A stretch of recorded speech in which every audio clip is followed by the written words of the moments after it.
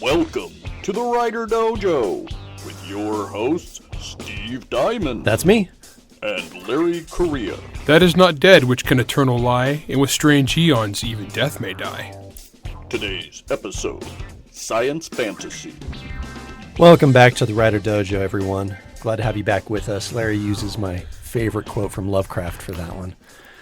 It was low-hanging fruit. That's right. Because of today's topic made me think of Lovecraft. Couldn't help it. So today, Larry, we're going to talk about science fantasy, the genre of science fantasy. And who better to talk about this, because definitely not us.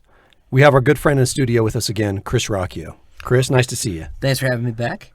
All right. So, Chris, when you introduce yourself typically, you always say, I write science fantasy. Sure. And for those of you who somehow missed the last episode that Chris was on, Chris writes the Sun Eater series. It's a science fantasy series it started out with Daw, and now it's with Bane. Awesome stuff. Larry and I are huge fans of it. But Chris, I need to know, when you say you write science fantasy, what do you mean? Okay, so what I mean is that I want anybody who's expecting science fiction, right, with very technical explanations to understand that this is not that. Because these genre terms really are marketing terms at this point, especially if you get really specific, right? You know, over on the indie side of things, you've got to be really specific. But I want to make sure that everybody kind of knows that when I say this is a science fiction series, right, that it's kind of different. It's more Star Wars than Star Trek, right? And you know, of course, Star Trek is kind of weird sometimes, right? We got Q and whatnot. But I want people to know that they're getting into a story that feels more like a fantasy, but it is in space, and there are battleships and robots and all of that stuff. Because really, like, genre is something like adventure or romance or biography. It's not like science fiction can do all of those things. Fantasy can do all of those things. Fantasy and science fiction are like super genres, or they're above genre in some way, and so I want people to know, right, that they're getting a little bit of both, right? There's sort of weird, not quite magic, but there's like some weird supernatural elements to the series, in the same way that there is with something like Star Wars. But there's also some technical stuff. I try, I flirt with the laws of physics. I don't break them, too much. But I want people to know they're getting both chocolate and peanut butter, I suppose, when I say that, just so they've got their expectations dialed in the right way. As opposed to like hard science fiction, where like if you're reading David Weber, it's chocolate, peanut butter, and differential equations. Yeah, exactly. And because if people get the wrong idea about what your book is from a pitch, right? I've done a lot of conventions, selling at booths and things, and you get writers who they're so desperate to sell a book, they will turn their book into whatever it is the other person wants to hear. And that's how you get bad reviews. Yeah, we've seen that. And worse is how you waste people's time, right? And you shouldn't be like trying to get someone who is a romance reader to read your book if there's no romance in it. That's like not a cool move. I mean, I think the three of us, we've stood next to each other at a few cons. Selling. Yeah, we've worked some booths. And generally, when it comes to science fiction-y stuff, they come to me when they want to be scared. They come to Larry when they want like high octane guns blazing adventure. And when they want science fiction, Larry and I look at each other and then we point at you. We did actually. Last FanX, I think, is where you were out here for that. Yeah, we sent people that direction. We've talked about different genres on the show several times, including genres that we're not experts on. Yeah. And it's good to actually have somebody who is, I would say, probably one of the more popular current working guys in that subgenre. Who else out there would you describe as science fantasy? Like, what other franchises would you say are good indicators of this? Sort of working now is kind of a trick, because I worked for Bane for so long that I wasn't reading anything except for work. And I can't think of another one that Bane published. Sort of. Yeah, that's kind of a gotcha question. No, that's okay. Because writers, we quit reading it. Kills our reading time. Yeah, but classically, right? Edgar Rice Burroughs, John Carter of Mars, absolutely. They used to call it planetary romance, or romance in the sense of adventure, not in the sense of making out and stuff. But Or they call it Sword and Planet. Sort of as a companion to Sword and Sorcery, right? So he's a big one. Dune really is there, right? How do Paul's superpowers work? I don't really know, man. It's just kind of magic. He was bred that way. Right. You crossbreed, with your cousins enough because of Benny there's Jagger a to make very you can see thin the future. science fiction veneer on this Messiah story. Yeah, With of course. drugs. Right. Space drugs. Lots of drugs. Yeah. Yeah. And that's the thing, right? Is I controversially think that science fiction basically is a kind of fantasy, right? If we want to, I hate using the phrase magic system, right? Because it's usually an attempt to scientize the supernatural, which is like, then it's not supernatural. If you can understand it with natural processes, that's what the word supernatural means. But So that's why I did hard magic, because I straight up went with a straight science fiction explanation for the magic system, but it was just magic. Right, so this border is very fuzzy. Yeah. Right? And often when you're inventing like your own physics to explain FTL or something like that, you're basically inventing rules for magic, right? In the same way that, Brandon Sanderson does when he, figures out like which rocks you need to, freebase. So If I snort lead, I will gain headaches. I will yes, and insanity. And the empire will collapse.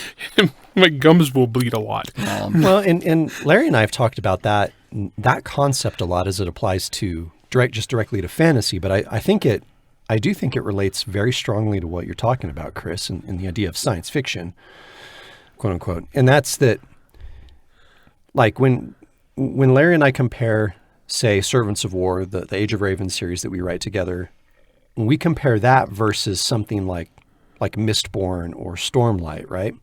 Where it's people snorting different types of metals to give them very, very, very, very specific powers that go for a certain duration. All that stuff is very quantifiable. It's scientific at that point. Whereas on our side, it's more like, well, that magic's bad. Well, we just had gods and it's fairies. evil. I mean, Yeah. we straight up went old school in that series.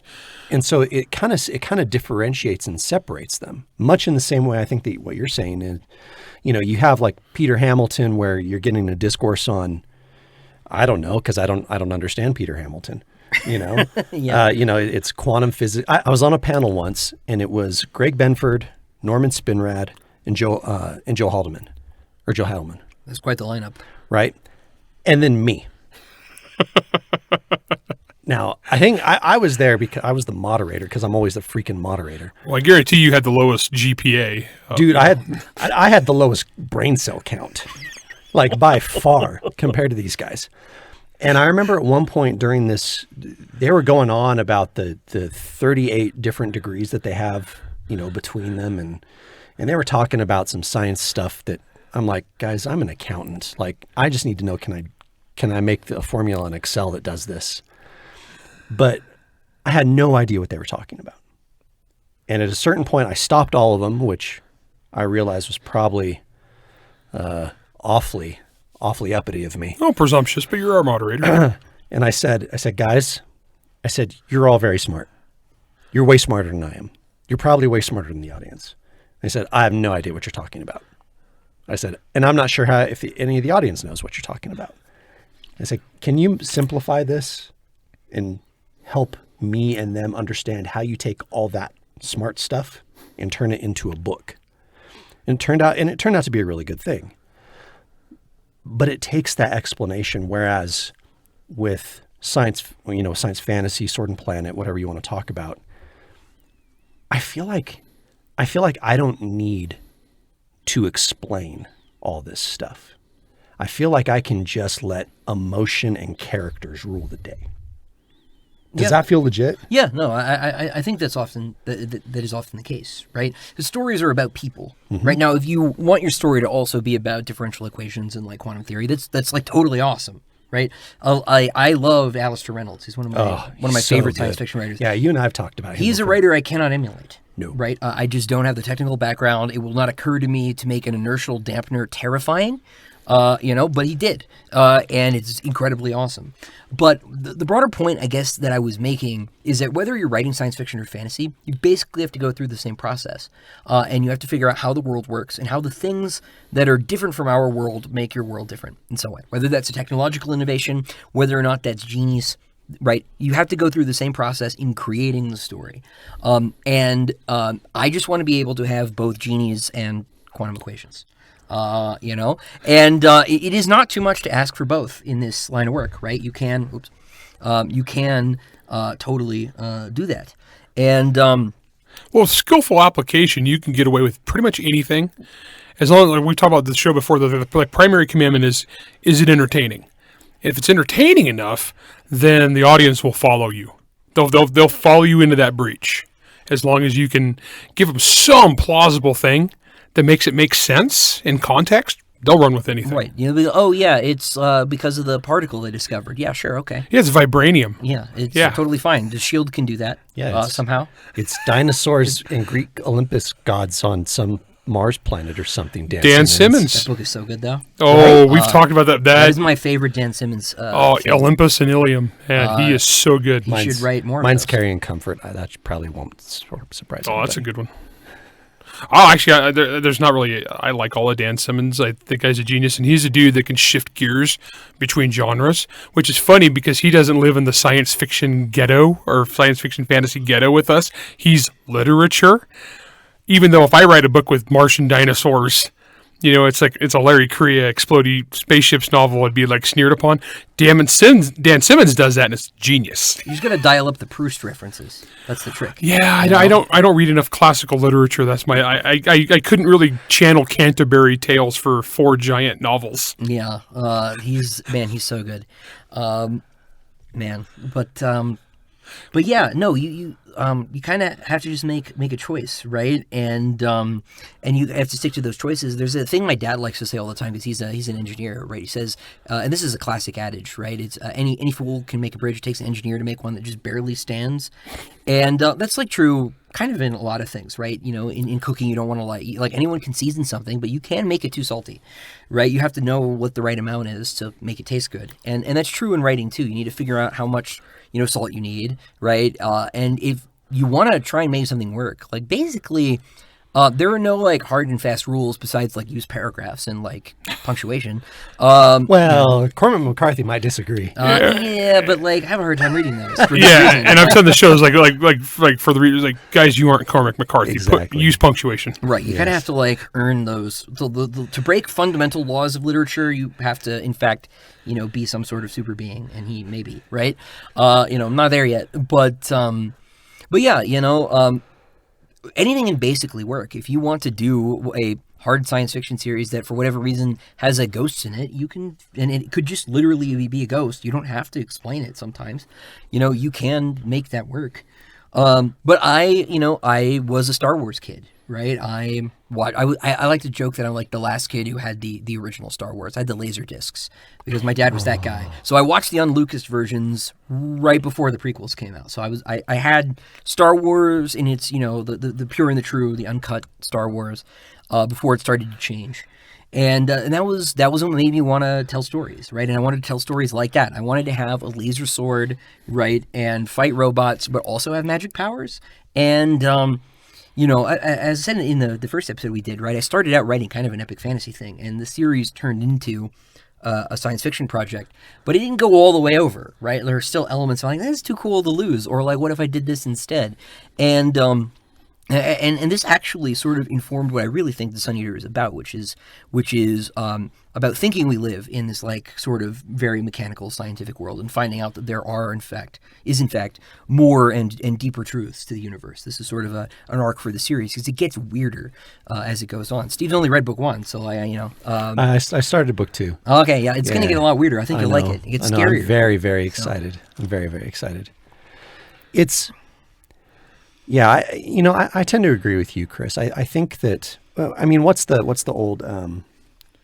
old saying? It's any sufficiently advanced science is indistinguishable from magic. Clarke's third law, sure. Right, and I really, really like exploring the line in the stuff that I write, where where's that line between superstition and supernatural? Where's that blurry line? And one of the awesome things that we get to do is, as fantasy authors and science fiction authors and whatever, as speculative fiction authors at large, is, man, we just get to cherry pick. We just get to do whatever the freak we want. Sure. As long as, like we always say, as long as it's entertaining, then we win.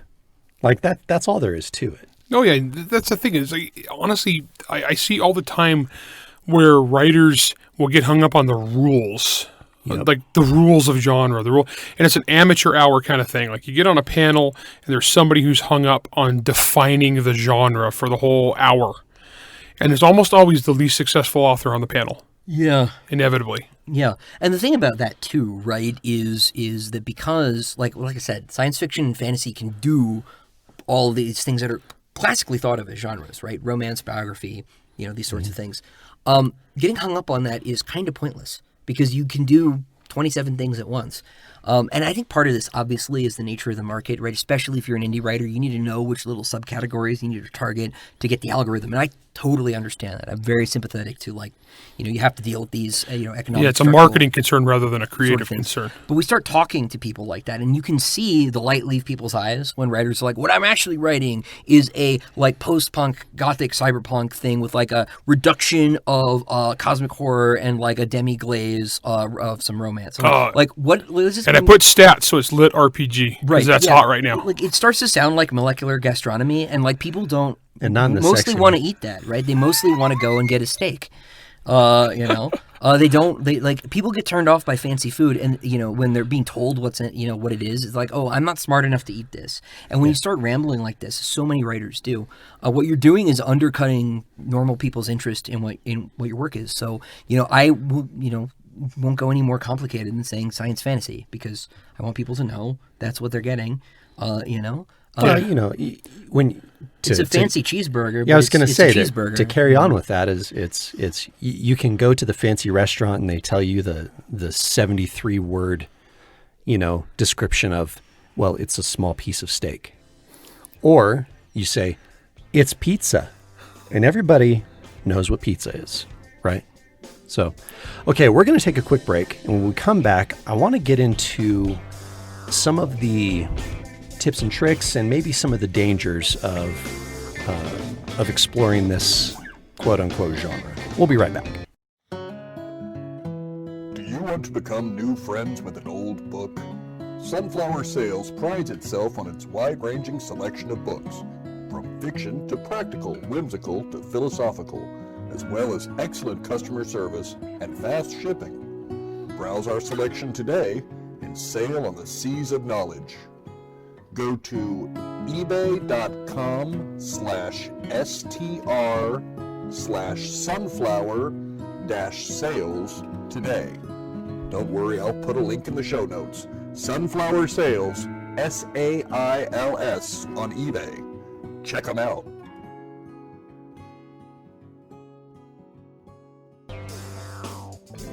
All right, everybody, welcome back. Okay, in the top half of this episode, we were kind of talking about Sword and Planet, what it is, what differentiates it from things more like, your hard SF and stuff like that, and why we actually like it so much. But being as this is, our tagline for this is we actually want to give you nuts and bolts on how to do some of these things. We thought that we would actually kind of talk about that a little bit here.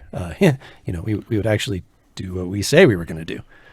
So, before we talk about the things that we've used ourselves and the various stories that we've written that kind of fall within this, what are some of the biggest mistakes that we've either made ourselves or that we've seen when it comes to this sort of a thing? I'll start with you, Chris. Well, with regard to science fantasy, the risk is if you're trying to write science fantasy, the risk is falling too hard in one direction. Okay. Right? And it's not that big a risk. It's sort of oh, I forgot to, we did the chocolate peanut butter thing. I forgot the peanut butter. Well, I have chocolate. It's all right.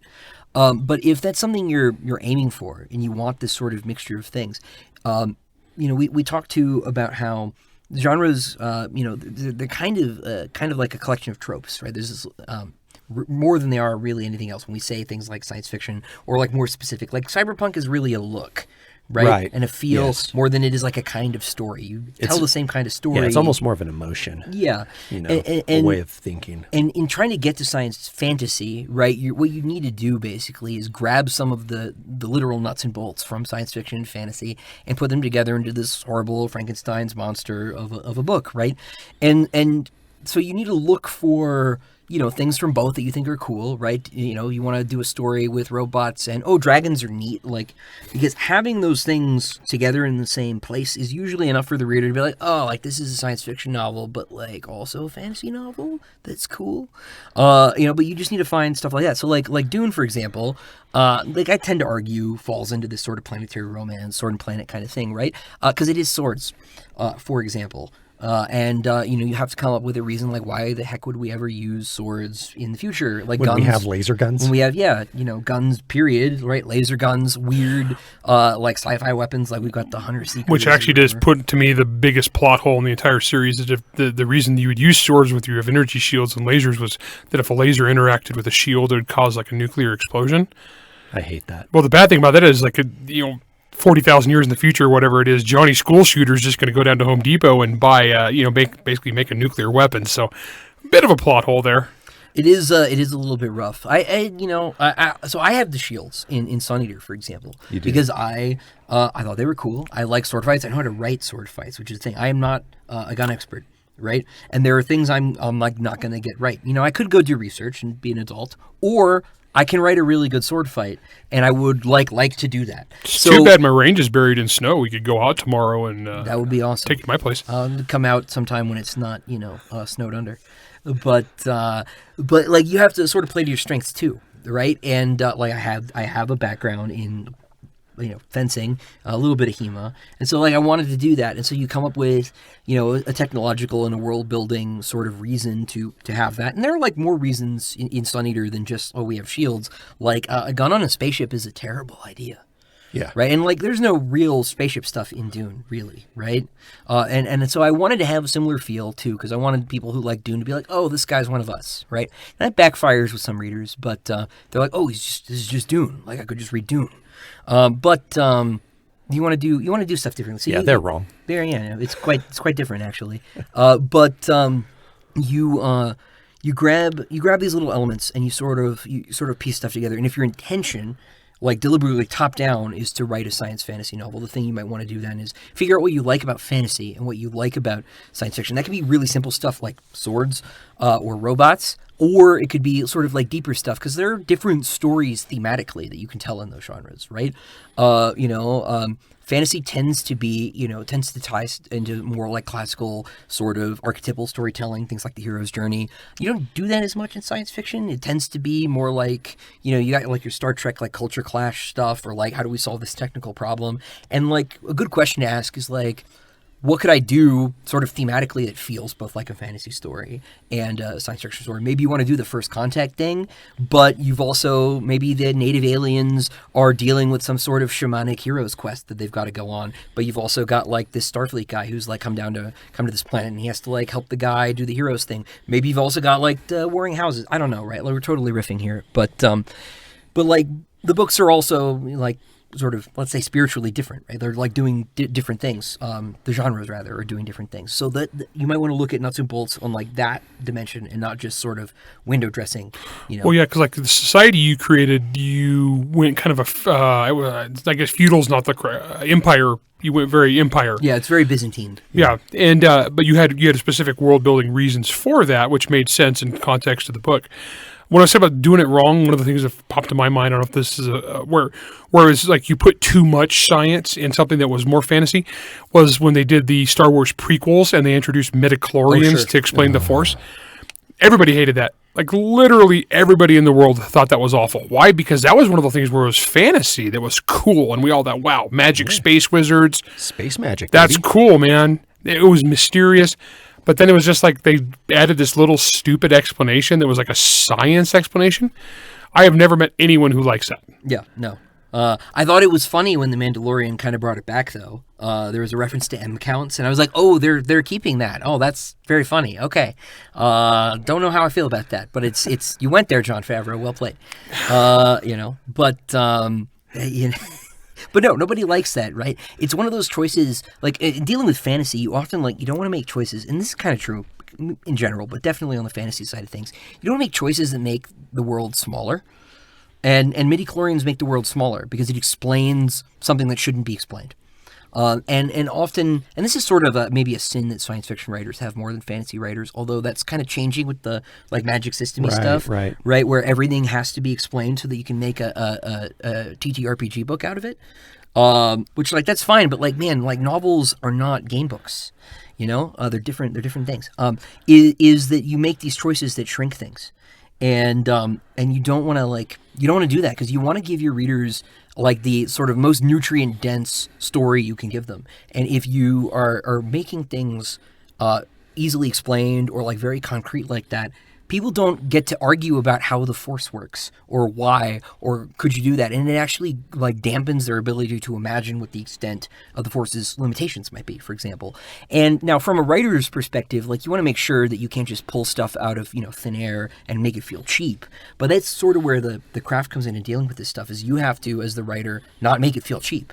Right, that's actually your responsibility, and I think the rules and sort of concretizing a lot of the stuff. Oh, Anakin is more powerful because he has a higher mitochondrial count in his body, right? Okay, sure, but now we know why he's so good, as opposed to it has something to do with his character or his journey or the gods, right? And that makes it shallower, that makes it smaller. And if you want to do science fantasy, this is exactly the sort of thing you don't want to do.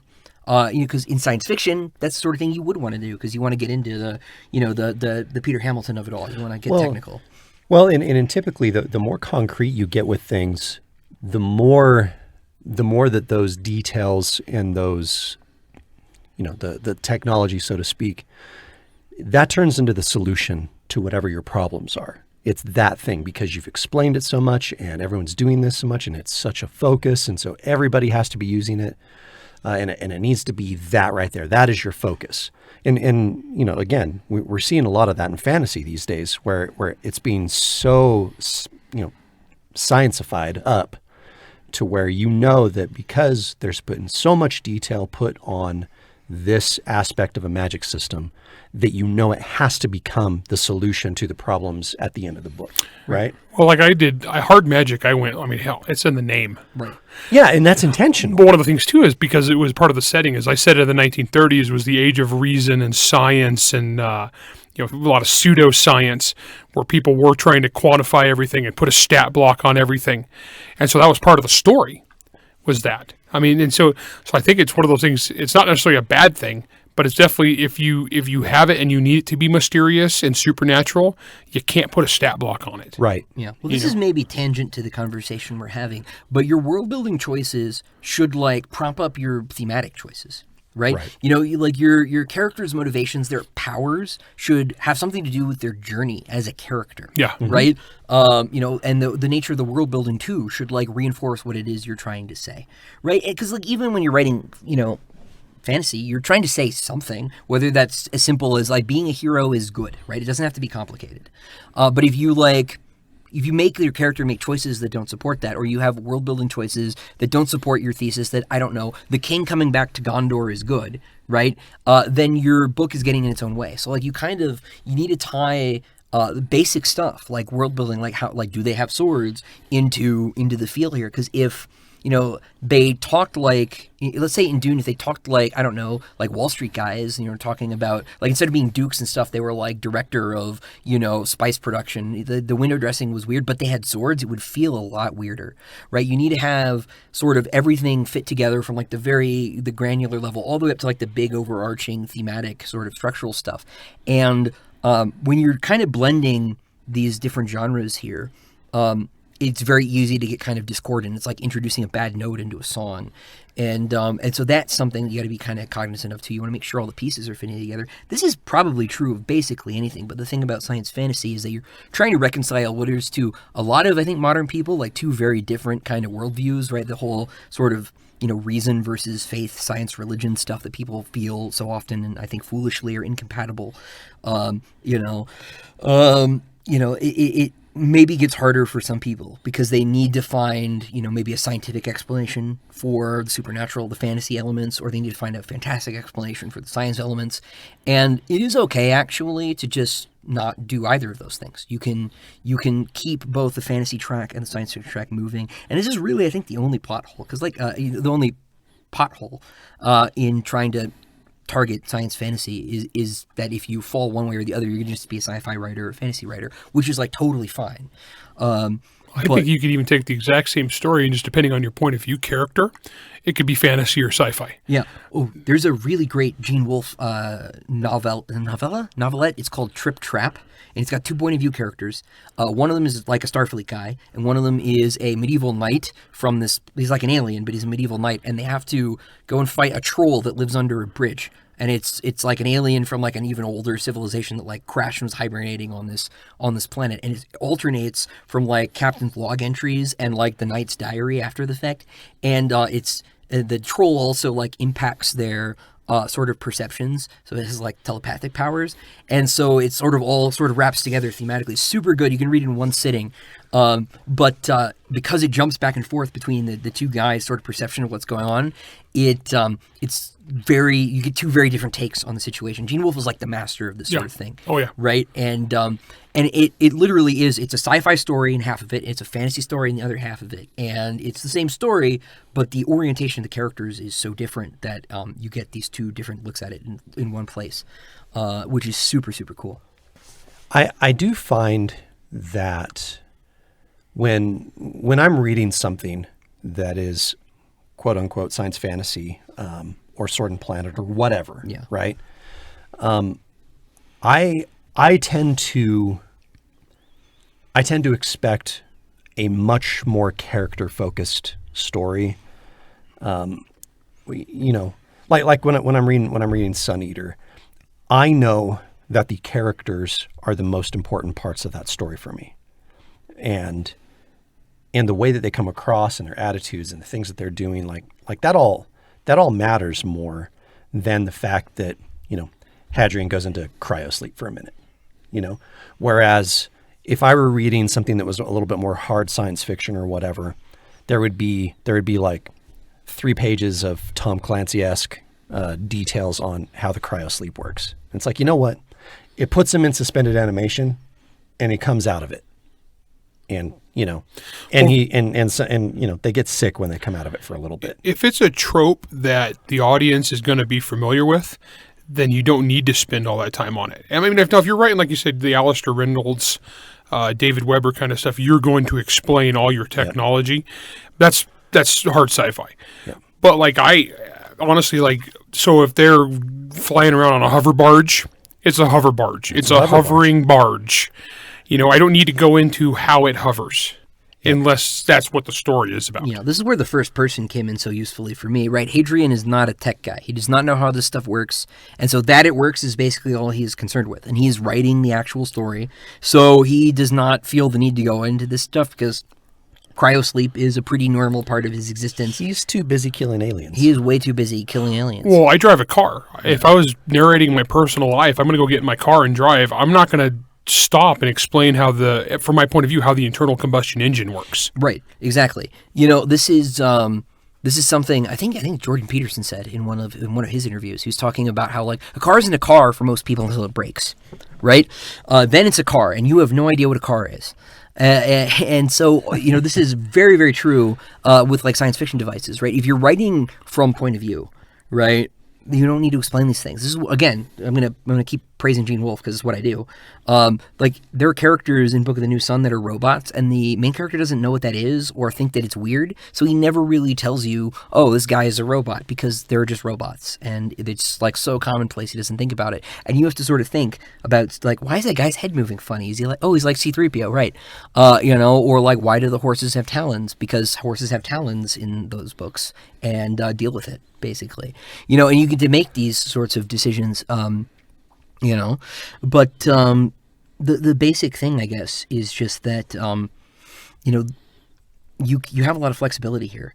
And that is a really important thing to remember. I did want to go back though to when you were talking about sort of changing the question, right, focusing on character and things like that. If you do fall, I think, too far one way or the other, you change the conversation among readers. And if you notice, like, one of the ways you can notice that you've like made a left turn somewhere is the conversation about your work has suddenly changed. And to keep picking on Star Wars, we're going to talk about Larry's favorite movie, The Last Jedi, for 5 seconds. Yes. One of the reasons you can tell it's a bad favorite movie ever. It's my favorite movie too. It's so something. Oh my I gosh. could do a 45-minute rant off the cuff and never once repeat myself. Yeah, All the me story too. problems with that. I mean, too. but your swear words would repeat.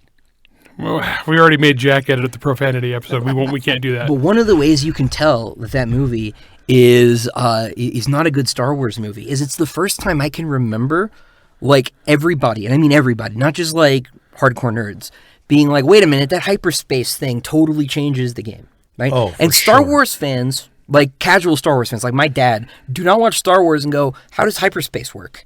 Right? They don't sit there and like work through the technical implications. Like everyone knows like lightsabers make no sense, right? But we like lightsabers. They're really cool. Rule of cool. Yeah, cool. it's totally fine. But the fact that that movie made a choice that caused, very casual Star Wars fans, and it, like again, my dad, like, the movies are all that's real. Like, these books, even TV shows, don't really care. Mandalorian's okay, I guess, but like, my dad basically is like an episode 4 fundamentalist, right? He's like, that is the only one. He's like, it is just Star Wars, New Hope, don't know what that is, episode what now? Right? He's like, I'm not dealing with It's just the Star Wars. It's just the Star Wars. Yeah. Yeah, exactly.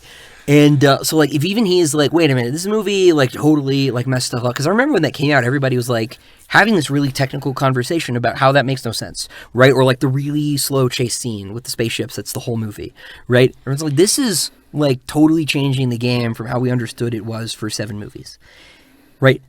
By doing that, you suddenly make that movie more a sci-fi movie than the other Star Wars movies are sci-fi movies. They're science fantasy movies. And so this is like a sort of indicator that, like, something went wrong. And if this is the big problem trying to write science fantasy, is that you could write one way or the other. This is the sort of thing you can only really find out after the fact. But if you've got early readers and they're asking you very technical questions, you might have erred too hard on the side of science fiction. That's really good. Beta readers are super, super invaluable. I've got like half a dozen really good ones. And this is the sort of thing that a couple of them, will catch. Like Christopher, like, we don't, That's a bridge too far right there. Yeah, you've been, and it could go the other way too, right? Because sometimes you can be like a little too numinous. You're like, I don't understand this like space monster that's kind of magic. Like, can you make that a little more concrete? Because you like tried to explain it and it like didn't come through, right? So, if you find that people are talking in a way you'd expect them to talk, if you turn it into a sci-fi novel, right? Maybe you need to change some things. So if you're looking for like a real, sort of like writer bit of advice thing, that sort of feedback is really useful. It doesn't help you in like the setup phase, but man, like, writing is rewriting, right? As everyone likes to say, which I hate because rewriting is the worst part. Yes, it is. Oh yeah, writing is fun. Editing is work. Yeah, exactly. But it's true. And so, if you get an opportunity for people to give you that kind of feedback, man, it is hard to value that highly enough. All right. I think that's a good spot to end for this episode, and to kind of end off on a good note there. We really hope that you've enjoyed listening to Chris as much as we have. It's funny when we have guests on and the guests are, they're talking and they're off spouting wisdom. A lot of times Larry and I just kind of end up looking at each other like, that's really cool. Well, it's nice to get other people on with other perspectives because, we don't know everything. No. I mean, we fake it. we try to, we pretend on We fake it till we occasion. make it. Yeah. But yeah. All right. Well, hey, Chris, we appreciate you coming on the show again. Yeah, thanks for having me. It was really difficult because we recorded all these episodes at once. And Yeah, so it was well- really difficult to have you, just stay in that same chair. Normally, I stop existing when people aren't looking at me. So Yeah. this was easy. I got to stay here. I didn't have to soap bubble out of existence. All right, everybody. Again, thank you so much for listening. We appreciate all of you. And yeah, this is the Writer Dojo. We'll see you on the next one. Writer Dojo is Steve Diamond and Larry Correia. Produced by Jack Wilder and Bear and Hair Studios. Theme song, Word Mercenaries by Craig Nybo. New episodes come out every Wednesday wherever you stream your content. If you enjoyed this podcast, you can help support us by going to anchor.fm/WriterDojo, by leaving a 5-star rating and review, and by helping to spread the word. To advertise on the Writer Dojo, email ads@writerdojo.com. All questions and comments can be emailed to questions@writerdojo.com. I had the lowest brain cell count. Can we use your big old brain? The biggest. So swole. Your brain is swole.